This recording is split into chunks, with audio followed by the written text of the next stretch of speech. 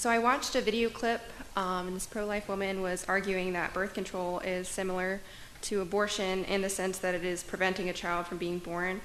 Some people think that no one should use birth control so that children that God intended to be in the world won't be prevented from coming into the world. Mm-hmm. As a Christian, what do you think about birth control?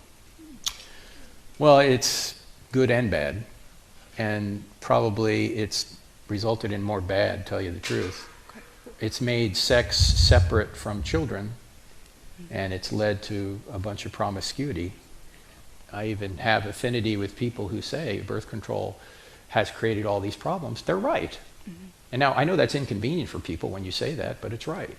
It has. So what would you say, like, specifically for like a married Christian couple? Mm-hmm. Would you think that it's right for them to use it, or? I think that's a matter of conscience. No. It's up to the Christian. It's not a, it would be what Paul would call from Romans 14 a disputable matter.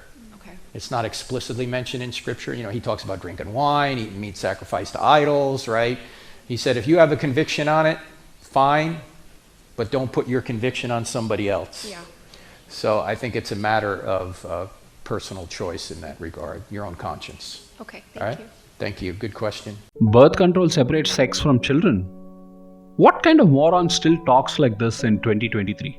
By the way, this is Frank, who is 62 years old and he has 3 sons. He wants us to believe that he had sex only 3 times in his entire life.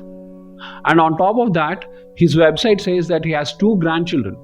That means either one son had sex twice in his life, or 2 of his sons had sex once. This is a load of crap that only conservative Christians, masquerading as intellectuals, shovel into people's brains. How ridiculous this argument sounds. Any time you had sex with your wife that did not result in a baby, or when you had sex with your wife without the intention of pumping babies out of her, you're committing a sin according to these old farts. By the way, when God asked Adam and Eve to be fruitful and multiply, there were only 2 people on this planet. Today we have 8.1 billion of us. Clearly, this world has more mouths to feed than it can afford to. You know what these backward-minded conservatives have? They have baby fever. That's what these morons have. They want young women to have lots of babies.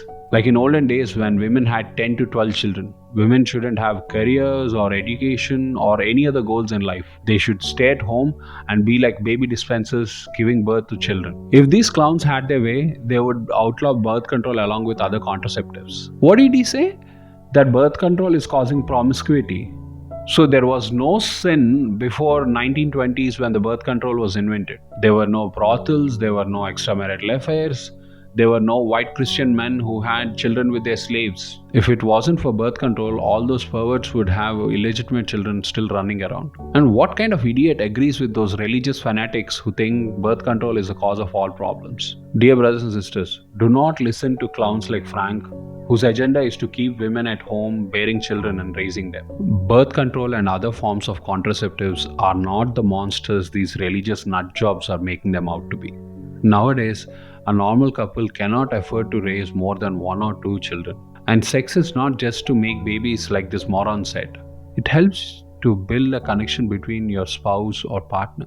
And it is not a sin for a husband and wife to have sex and enjoy it, and also take precautions to avoid unplanned pregnancies.